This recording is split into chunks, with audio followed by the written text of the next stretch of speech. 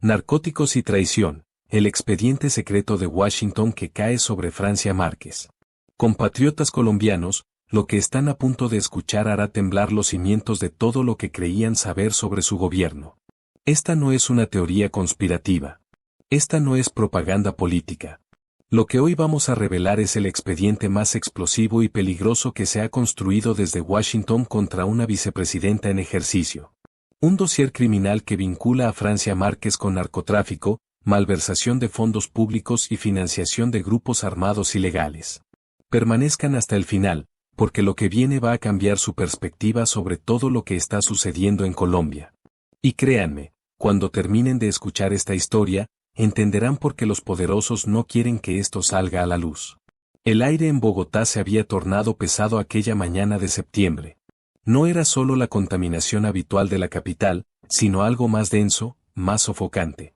En los pasillos del Palacio de Nariño, los funcionarios caminaban con la cabeza gacha, evitando las miradas entre ellos. Todos sabían que algo catastrófico estaba por explotar, pero nadie se atrevía a pronunciar las palabras en voz alta. Francia Márquez observaba por la ventana de su despacho, con las manos entrelazadas detrás de la espalda. El sol apenas lograba atravesar las nubes grises que cubrían la ciudad. Había pasado una noche sin dormir, revisando una y otra vez los documentos que su equipo de asesores le había entregado. Documentos que hablaban de investigaciones, de auditorías, de expedientes que se movían en silencio a través del Océano Atlántico, desde Colombia hacia los escritorios más poderosos de Washington. No puede ser cierto, pensó por enésima vez. No pueden hacerme esto. He dedicado mi vida entera a defender a los que nadie defiende. Pero la realidad era otra. Lo que había comenzado como un simple intercambio de declaraciones en redes sociales entre el presidente Gustavo Petro y Donald Trump se había transformado en una avalancha imparable de acusaciones que amenazaban con destruir no solo su carrera política, sino su libertad misma. 3 días antes, Trump había publicado un mensaje contundente en sus redes. Sus palabras habían sido como una bomba incendiaria lanzada directamente al corazón del gobierno colombiano. El magnate estadounidense no se había limitado a criticar la política de drogas del gobierno de Petro. Había ido mucho más allá. Había calificado al presidente colombiano como líder del narcotráfico y había amenazado con cortar toda la ayuda exterior que Estados Unidos proporcionaba a Colombia. Miles de millones de dólares en riesgo. Programas sociales, cooperación militar, inversiones estratégicas. Todo pendiendo de un hilo. Pero eso era apenas la superficie. Lo que realmente mantenía despierta a Francia por las noches era la información confidencial que había llegado a sus oídos a través de canales discretos. Fuentes dentro de círculos republicanos en Washington, contactos que aún mantenían cierta lealtad a la causa social que ella representaba, le habían advertido sobre algo mucho más grave. La diatriba digital de Trump no era un exabrupto aislado del magnate polémico. Era la carta de presentación de una operación judicial de alto calibre que se estaba orquestando meticulosamente en las oficinas de inteligencia estadounidense. Y ella estaba en el centro de la diana. No solo Petro. No solo el gobierno. Ella. Francia Márquez, la primera vicepresidenta afrodescendiente de Colombia, la defensora de los derechos de las comunidades étnicas, la mujer que había emergido de las entrañas del Cauca para llegar hasta la segunda posición más importante del país. Ahora era vista por los investigadores americanos como pieza clave de un supuesto entramado criminal que utilizaba programas sociales como fachada para financiar grupos armados ilegales. Dios mío, susurró para sí misma, sintiendo como su garganta se cerraba. ¿Cómo llegamos a este punto? El teléfono sobre su escritorio vibró. Era un mensaje de su jefe de gabinete. Reunión urgente en 20 minutos. Palacio Presidencial. Tema: estrategia de comunicación ante posibles sanciones internacionales. Francia respiró profundo, alisó su chaqueta y se preparó para salir. Sabía que aquella reunión no sería sobre comunicación. Sería sobre supervivencia. Mientras tanto, al otro lado del mundo, en un edificio gris y sin identificación en las afueras de Virginia, un grupo de 5 personas se reunía en una sala de conferencias de paredes blindadas. Eran miembros de un equipo especial de inteligencia financiera, especializado en rastrear el flujo de dinero vinculado a organizaciones terroristas y narcotráfico internacional. Sobre la mesa, decenas de carpetas etiquetadas con códigos alfanuméricos. Pero todas tenían algo en común, un nombre que aparecía una y otra vez en los informes. Francia Márquez. El líder del equipo, un hombre de unos 50 años con canas en las sienes y mirada de halcón, abrió la carpeta principal y comenzó a hablar. Hemos cruzado los datos financieros de los últimos 2 años. Los fideicomisos de inversión social que el gobierno colombiano implementó con el enfoque diferencial de la vicepresidenta muestran un patrón alarmante. El 78% de los recursos se concentró en 7 departamentos: Nariño, Cauca, Putumayo, Norte de Santander, Chocó, Antioquia y Bolívar. Exactamente las zonas donde las disidencias de las FARC y el ELN tienen mayor control territorial. Una mujer rubia sentada al otro extremo de la mesa intervino. Su voz era fría, calculadora. No es coincidencia. Hemos documentado que al menos 43 ONGs y juntas de acción comunal que recibieron fondos directos de esos fideicomisos están infiltradas por miembros de grupos armados. Algunos de estos líderes comunitarios tienen antecedentes penales relacionados con microtráfico y extorsión. El esquema es perfecto. El gobierno gira los recursos como incentivos productivos o pagos de transición. Las comunidades reciben el dinero, pero una porción significativa termina en manos de los comandantes locales a través de extorsiones o simplemente porque los beneficiarios son colaboradores directos. El líder asintió con gravedad. La clave del caso no es probar que la vicepresidenta Márquez recibió dinero directamente. Eso sería casi imposible y probablemente no es cierto. Lo que necesitamos demostrar es que diseñó o permitió conscientemente un mecanismo que bajo el disfraz de política social sirvió para financiar actividades ilícitas. Y tenemos evidencia de que ella conocía los riesgos. Hay informes de la Defensoría del Pueblo que alertaron sobre la cooptación de las organizaciones comunitarias en esas zonas. Informes que fueron sistemáticamente ignorados por el gobierno. Un tercer hombre, más joven, con acento sureño marcado, levantó una hoja impresa. El mensaje que publicó hace 2 días es oro puro para nuestra acusación.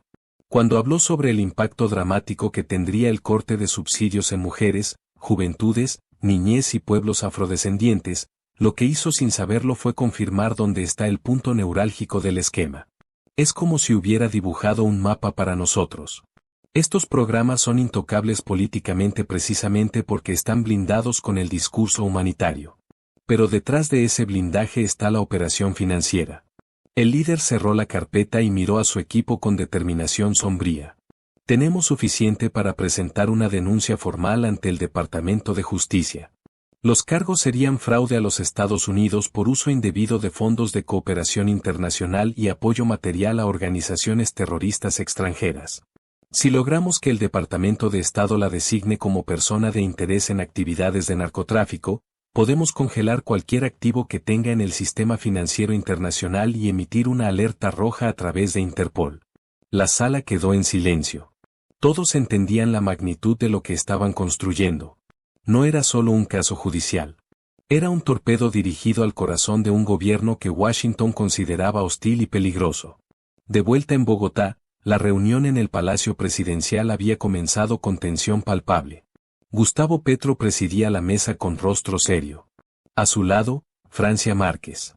Frente a ellos, el ministro de Defensa Pedro Arnulfo Sánchez, la ministra de Relaciones Exteriores, el asesor jurídico presidencial y 2 expertos en inteligencia.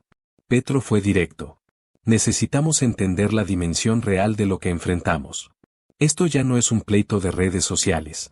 Tengo información de que están construyendo un expediente judicial en mi contra y en contra de Francia. Necesito saber qué tan sólido puede ser ese expediente y qué vulnerabilidades tenemos. El asesor jurídico carraspeó incómodo antes de hablar. Había traído consigo una carpeta abultada. Señor presidente, señora vicepresidenta, la situación es grave. Hemos tenido acceso a algunos de los informes de auditoría interna de la Contraloría que han circulado de manera extraoficial. Hay hallazgos preocupantes sobre la ejecución de los fideicomisos de inversión social. Específicamente sobre la falta de trazabilidad en los desembolsos y la identificación de beneficiarios con vínculos a organizaciones ilegales. Francia sintió que el suelo se movía bajo sus pies. Habló con voz firme, aunque por dentro sentía un nudo en el estómago. Esos programas fueron diseñados para llegar a las comunidades más vulnerables. Comunidades que han sido históricamente abandonadas por el Estado. Si algunos elementos criminales intentaron infiltrarse, eso no invalida la legitimidad del proyecto. No podemos penalizar a miles de familias por las acciones de unos pocos. El ministro de Defensa intervino, con tono conciliatorio pero firme. Señora vicepresidenta, nadie está cuestionando la legitimidad de la intención. Pero los estadounidenses no van a entrar en debates filosóficos sobre justicia social. Van a presentar números. Van a mostrar que miles de millones de pesos terminaron en zonas controladas por grupos armados.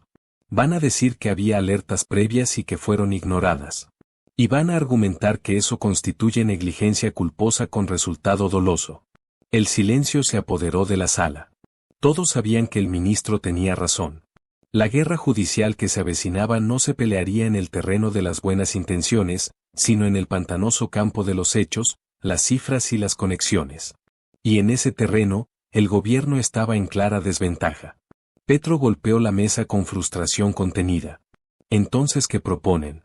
Que nos sentemos a esperar que nos lluevan las sanciones y las órdenes de captura. Esto es una operación política para desestabilizar nuestro proyecto. Trump quiere vengarse porque nos opusimos públicamente a sus políticas. Porque llamé a los militares estadounidenses a desobedecer órdenes ilegales. Esto es persecución política pura y dura. La ministra de Relaciones Exteriores, una diplomática de carrera con décadas de experiencia, habló con calma, pero con gravedad. Señor presidente, tiene razón en que hay una motivación política. Pero eso no significa que no tengan elementos reales para construir un caso. La mejor defensa en este momento es la transparencia radical. Debemos adelantarnos. Abrir una investigación interna exhaustiva sobre todos los fideicomisos. Cooperar con cualquier solicitud de información que venga desde organismos internacionales. Y, sobre todo, mostrar que no tenemos nada que ocultar. Francia negó con la cabeza, sintiendo una mezcla de rabia e impotencia. Eso es ingenuo. Si cooperamos, van a tomar cada documento y van a retorcerlo para que encaje en su narrativa. Ya tienen la conclusión. Solo están buscando las pruebas que la sostengan. Necesitamos defendernos políticamente, no solo jurídicamente. Necesitamos movilizar a la comunidad internacional, a las organizaciones de derechos humanos, a los movimientos sociales. No podemos pelear esta batalla solos en una corte manipulada. El asesor jurídico intervino nuevamente, con tono sombrío. Hay otro problema. En el Congreso ya se están moviendo dos solicitudes de juicio político contra el presidente ante la Comisión de Acusaciones.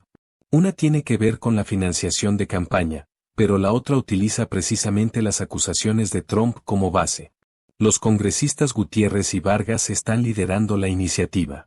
Argumentan que el gobierno violó la Constitución al no garantizar el control total del territorio y al permitir que programas sociales sirvieran de fachada para financiación ilegal de grupos armados.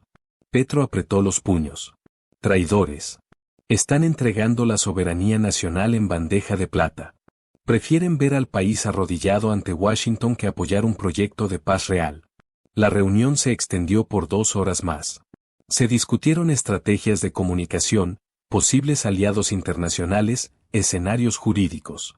Pero cuando la junta terminó, Francia salió con la certeza de que estaban en una batalla que no podían ganar con argumentos racionales. Era una guerra política con disfraz judicial. Y en ese tipo de guerras, la verdad era frecuentemente la primera baja. Esa noche, sola en su residencia oficial, Francia se permitió un momento de vulnerabilidad. Se sirvió una taza de agua de panela caliente y se sentó en el sofá de su sala, con la mirada perdida en el vacío. Recordó su infancia en el Cauca, las marchas por los derechos de los mineros, las amenazas de muerte que había recibido, los años de lucha incansable. Había llegado hasta la vicepresidencia creyendo que desde allí podría hacer una diferencia real para su gente. Y ahora, todo eso estaba a punto de derrumbarse, no por sus acciones, sino por la manipulación de un sistema que nunca había querido que personas como ella llegaran al poder. No voy a dejarme destruir, se dijo a sí misma, apretando la taza entre sus manos. No sin pelear. Los días siguientes fueron un torbellino de reuniones, conferencias de prensa y crisis de comunicación. El ministro de Defensa Pedro Arnulfo Sánchez intentó contrarrestar las acusaciones de Trump presentando cifras sobre las incautaciones de cocaína realizadas durante el gobierno de Petro. 920.000 millones de pesos en droga incautada, laboratorios destruidos, operativos exitosos. Pero los expertos en seguridad no tardaron en señalar las inconsistencias. Un analista militar retirado, con contactos en el Comando Sur de Estados Unidos, dio una entrevista devastadora en un medio de comunicación independiente. Las cifras del ministerio hablan de incautaciones en puertos marítimos. Esa es cocaína que ya salió de las zonas de producción, que ya generó rentas para los grupos armados. Lo que importa no es cuánto incautas en la costa, sino cuánto estás evitando que se produzca en las selvas. Y en ese frente, la inteligencia estadounidense tiene registros que muestran un incremento exponencial en la producción de base de coca en Nariño, Putumayo y Catatumbo. Zonas donde curiosamente se concentraron los famosos fideicomisos de inversión social. La arremetida mediática era implacable. Cada día aparecían nuevos análisis, nuevas filtraciones, nuevas piezas del rompecabezas que los medios de oposición ensamblaban con dedicación obsesiva. Y el nombre de Francia Márquez estaba siempre en el centro. Una mañana, Francia recibió una llamada de una fuente confidencial. Alguien que trabajaba en la Contraloría y que simpatizaba con su causa. La voz al otro lado del teléfono sonaba nerviosa, casi aterrada. Doctora Francia, necesito advertirle algo. Hay un informe de auditoría que el gobierno ha intentado mantener archivado. Ese informe detalla el seguimiento a los recursos de los fideicomisos y hay hallazgos muy complicados. Se identificaron más de 400 beneficiarios en Nariño y Cauca que recibieron pagos, pero cuando los auditores intentaron verificar la existencia real de los proyectos productivos, muchos no existían. Otros estaban en zonas donde las disidencias tienen control total y ningún auditor pudo entrar a verificar. Ese informe va a filtrarse. Y cuando eso pase, va a ser devastador. Francia agradeció la llamada y colgó con manos temblorosas. Sabía que ese informe era la munición que necesitaban sus enemigos. No importaba que el diseño de los fideicomisos hubiera sido revisado por abogados, que hubiera controles nominales, que la intención fuera legítima. En el Tribunal de la Opinión Pública y en las Cortes Internacionales, ese informe sería presentado como la prueba definitiva de un esquema criminal. Necesito hablar directamente con alguien en Washington, le dijo a su jefe de gabinete al día siguiente. Necesito explicar la realidad de lo que estamos intentando hacer. Esto no puede resolverse solo con comunicados de prensa. Necesitamos un canal directo. Su equipo trabajó durante días para establecer contactos. Finalmente, lograron una videoconferencia con un congresista demócrata que había mostrado simpatía por las causas de justicia social en Latinoamérica. La conversación duró casi una hora. Francia explicó el contexto histórico de exclusión de las comunidades afrodescendientes, la necesidad de llevar recursos a zonas abandonadas por el Estado, los riesgos inherentes de trabajar en territorios de conflicto. El congresista la escuchó con atención, pero al final su respuesta fue desalentadora. Vicepresidenta Márquez, entiendo su posición y respeto profundamente su trabajo. Pero debo ser honesto con usted. El clima político aquí es muy complejo. La administración Trump está usando su caso como ejemplo de lo que ellos llaman gobiernos progresistas que toleran el narcotráfico. Y tienen el respaldo de sectores poderosos en inteligencia y defensa. Aunque quisiéramos ayudarla, nuestra capacidad de influencia es limitada. Mi consejo es que se preparen para un escenario judicial difícil y que consideren seriamente la posibilidad de una auditoría internacional independiente que les dé credibilidad. Francia agradeció al congresista y terminó la llamada con una sensación de desolación. Estaban solos. No había caballería que fuera a rescatarlos. Tendría que pelear esta batalla con las pocas armas que tenía, su credibilidad entre las comunidades, el apoyo de movimientos sociales, y la esperanza de que la verdad eventualmente emergiera. Pero la verdad, como ella bien sabía, era un lujo que no siempre prevalecía en el mundo de la geopolítica y el poder. Entretanto, en las oficinas del equipo legal que asesoraba a Trump, el expediente contra Francia Márquez y el gobierno colombiano crecía día a día. Los abogados Montes y Rincón trabajaban con la precisión de cirujanos. Habían identificado el patrón perfecto para construir su acusación. El esquema que llamaban lavado hormiga. Los fideicomisos, explicó Rincón en una reunión con funcionarios del Departamento de Estado, utilizaron intermediarios financieros no bancarizados, cooperativas de ahorro y crédito en zonas rurales. Estos pagos se hicieron en efectivo en muchos casos, o a través de transferencias a cuentas que no tienen una trazabilidad clara. Cuando el dinero llega a la comunidad, los grupos armados simplemente cobran su porcentaje a través de extorsiones. O en muchos casos, los beneficiarios son directamente colaboradores de las estructuras criminales. Es un mecanismo perfecto porque es casi imposible de rastrear una vez que el dinero sale del sistema bancario formal.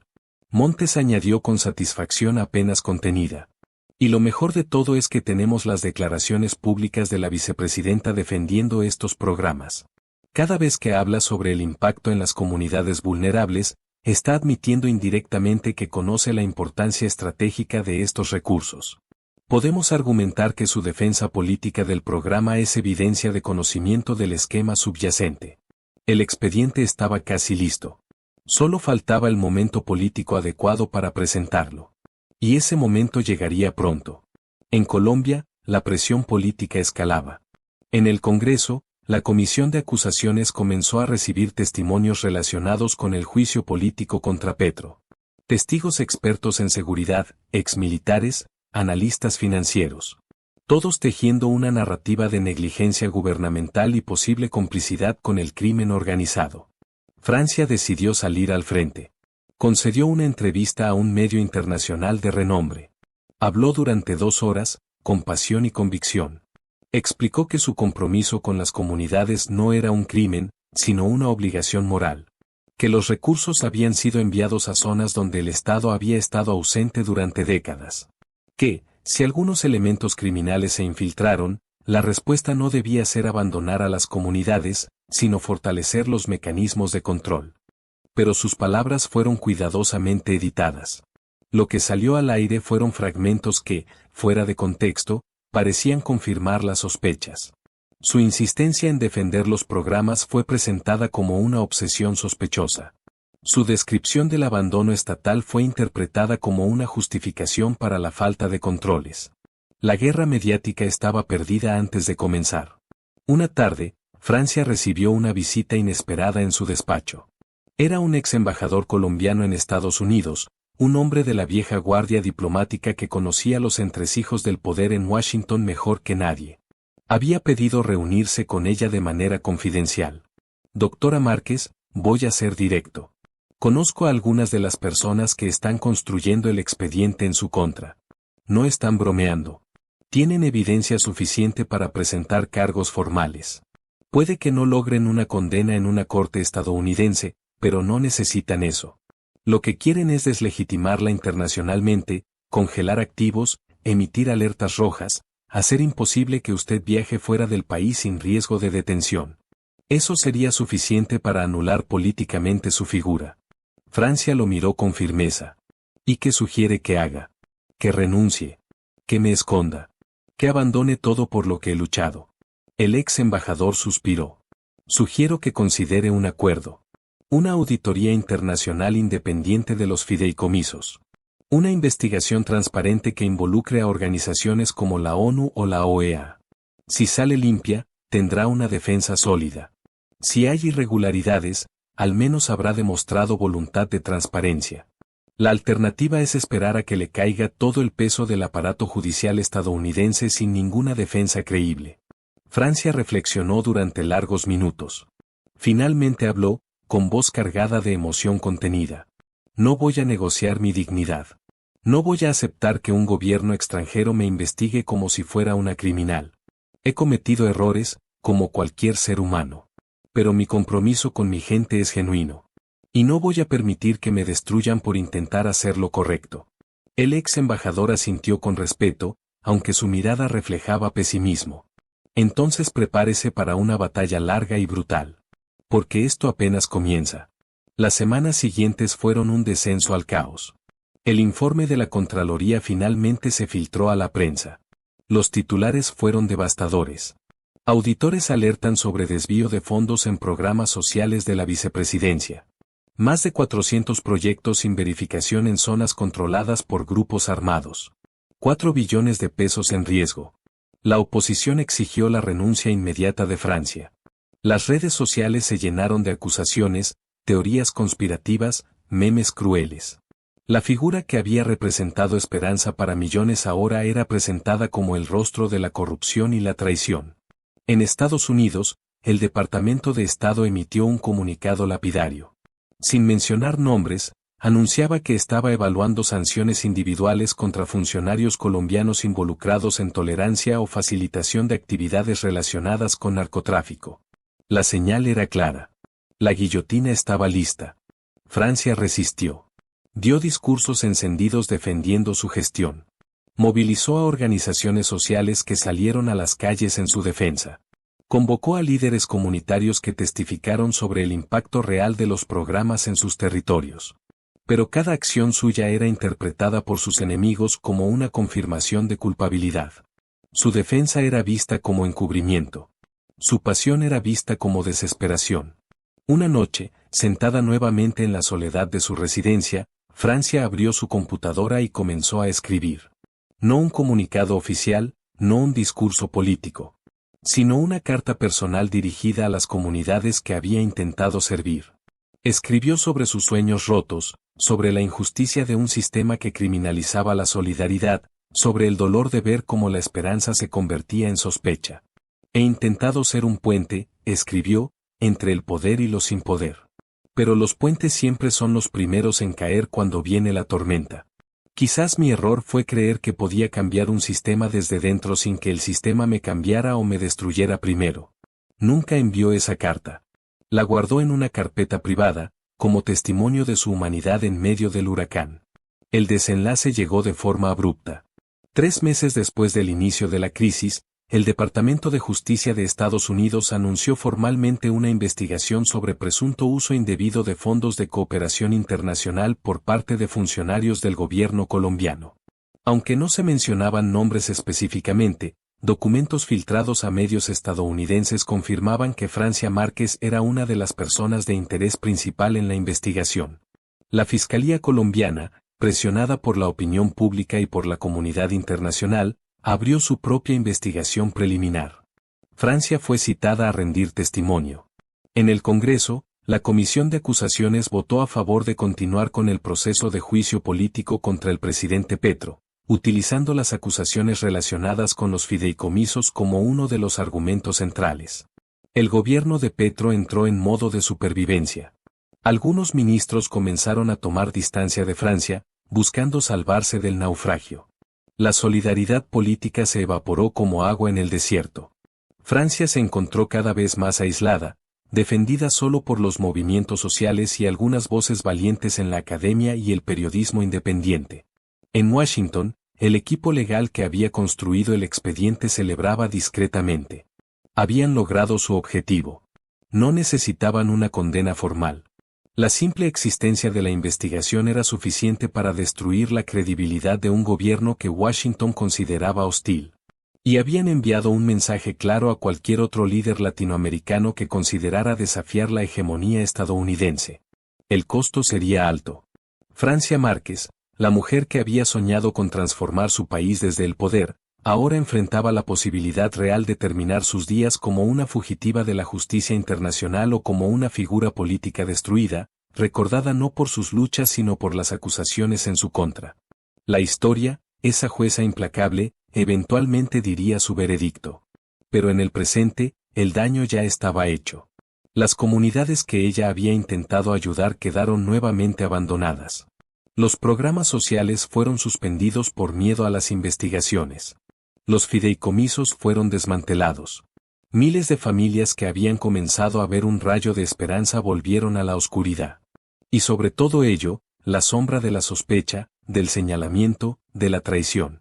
Colombia, una vez más, sangraba por las heridas de un conflicto que iba mucho más allá de las fronteras nacionales. Un conflicto donde las víctimas reales eran siempre las mismas. Los pobres, los olvidados, los que nunca tuvieron voz. Y Francia Márquez, que había intentado ser esa voz, ahora era silenciada por el mismo sistema que juraba combatir. En los pasillos del poder en Bogotá, en las oficinas de inteligencia en Virginia, en las redacciones de los medios de comunicación, la máquina seguía funcionando. Produciendo titulares, generando expedientes, construyendo narrativas. Porque al final, en el juego despiadado del poder global, la verdad era apenas un detalle incómodo que podía ser moldeado, editado, reinterpretado.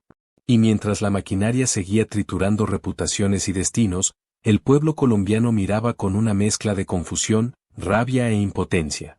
Sin saber realmente qué creer, a quién creerle, dónde estaba la línea entre la verdad y la manipulación. Atrapados, como siempre, entre los intereses de los poderosos y las consecuencias que solo ellos pagarían. El expediente secreto había caído sobre Francia Márquez. Pero la pregunta que quedaba flotando en el aire, sin respuesta clara, era si ese expediente contenía justicia o simplemente era otra arma en una guerra donde la justicia hace tiempo había dejado de importar. La patria temblaba. Y nadie sabía si lo que vendría después sería reconstrucción o simplemente más ruinas sobre las que construir nuevas mentiras. Y así llegamos al final de esta historia. Quiero agradecerte de corazón por acompañarme hasta aquí, por dedicar tu tiempo y atención a este contenido. Cada like, cada comentario y cada suscripción significan mucho para mí y son el motor que me impulsa a seguir creando. Si te gustó este video, no olvides darle like, suscribirte si aún no lo has hecho y activar la campanita para no perderte ningún contenido nuevo. Tu apoyo es invaluable. Antes de despedirme, quiero recordarte que detrás de cada video hay horas de trabajo, pasión y dedicación. Así que, si este contenido te gustó, compártelo con alguien más y ayúdame a llegar a más personas. Gracias nuevamente por estar aquí, por ser parte de esta comunidad. ¿Crees que Francia Márquez es víctima de una persecución política o realmente hay fundamentos en las acusaciones? ¿Puede Colombia resistir esta presión internacional o terminará cediendo ante Washington? Déjame tu opinión en los comentarios, quiero saber qué piensas sobre este caso que ha sacudido a toda Colombia.